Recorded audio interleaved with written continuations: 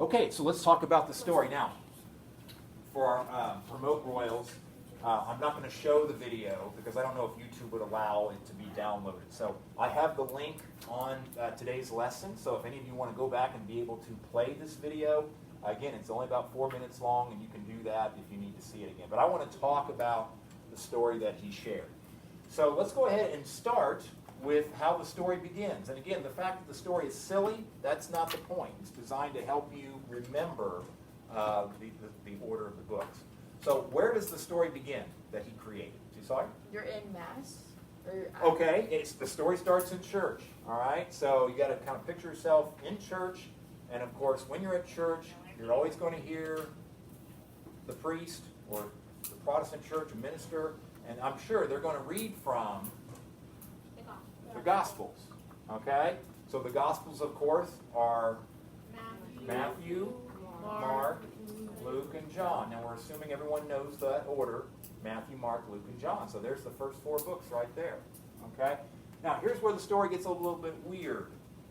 All right? Church is over. You're getting ready to leave. And what's the next thing that you see in the story? What's the next thing you see? See, Alex? He sees an axe. Yeah, there's an axe. I mean, literally an axe that is lying up against the door of the church or the back wall somewhere. And as the person is leaving church, they're going to be like, well, what's that doing there? What's an axe doing in church? That's a weapon. There shouldn't be a weapon in church here as you're leaving, okay? And of course, the axe is supposed to represent the book of Acts. All right, see how that works? All right, so there's the first 5 books right there, the 4 Gospels, and then the book of Acts, okay? Now the story gets even weirder, all right? After you see the axe, you're like, what's up with that? And you just keep walking out the door. What's the next thing that happens? What's the next thing that happens that he said? See, Jordan? They go to get some. They want to get something to drink. Okay, now here's where you can vary the story a little bit. It might have been that it was a little extra warm in church that day. It might have been, as he said, that the sermon was a little bit long and dry and not exciting, which of course means that it could not be at St. Simon, all right, because we know Father Doug would not deliver a dry, boring sermon, all right? So use your imagination here. But let's just say that Mass or church was long, okay? And you come out and you want to get something to drink. Now in the story, the beverage that you're able to get is an RC Cola, okay? Now as he pointed out, RC Cola is one of those drinks that 30, 40 years ago were pretty popular, like when I was very young. Any of you know what RC Cola is? They still do make it. I think you can get it like at Walmart, okay? It's a traditional, usually blue, and the letters are in red. And Royal Crown Cola is the name of the company, all right? And they've been around for a long time. So RC Cola, Royal Crown Cola, in this case, actually means 3 books of the New Testament. It actually means 3 books. See, Frankie? Romans, Corinthians 1, and Corinthians 2. Yeah, Romans, and then Corinthians 1 and Corinthians 2. So the RCC, the Royal Crown Cola that they're drinking, is actually letter of Romans, 1 Corinthians, 2 Corinthians. Okay? Now here's a detail that I like to add into his story. Like you said, you can vary it a little bit. I like to pretend that something is in the drink. Okay? There's like it's spiked with something, or they should have recalled it. There's something weird in the can that the person drinks, and it causes them to hallucinate. Because the next thing they see is really weird.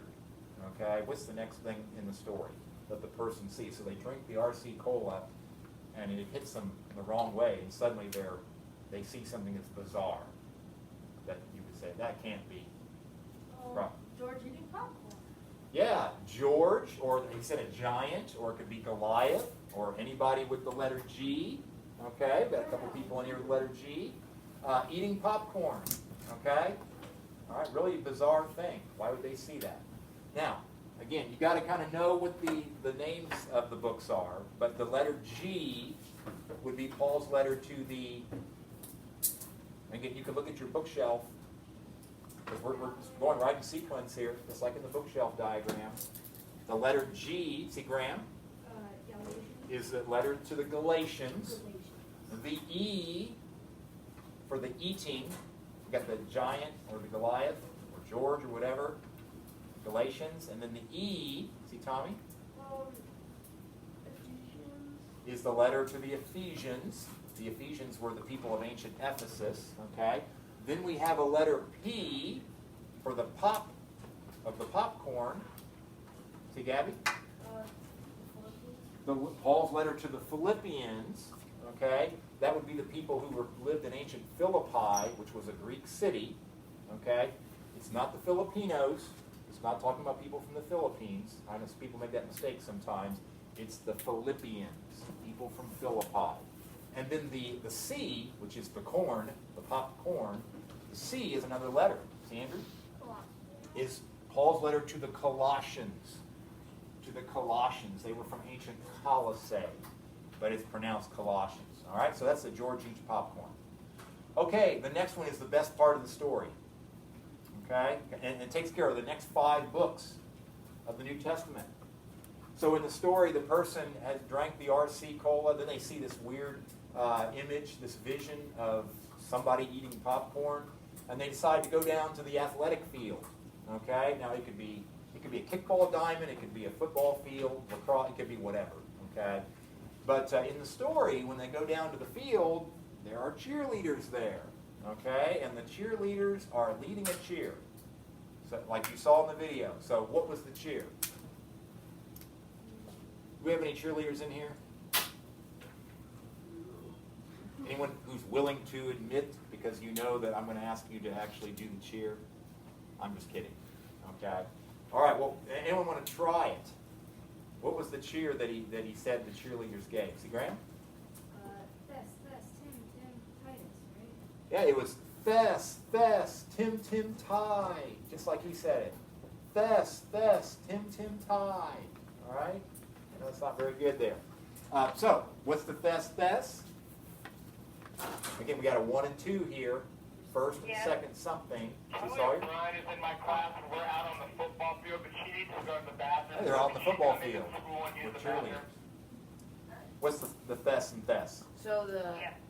Thessalonians, Uh-huh. and then Yeah, and there's 2 of those, right? So it's Yeah. 1 Thessalonians, 2 Thessalonians. That's the Thes. The Tim is very easy. The Tim and Tim is 1 and 2 Timothy. And then the Tie is Paul's letter to Titus. Thes, Tim, Tie. Thessalonians, Timothy, Titus. All right? There's 5 books taken care of right there. Okay?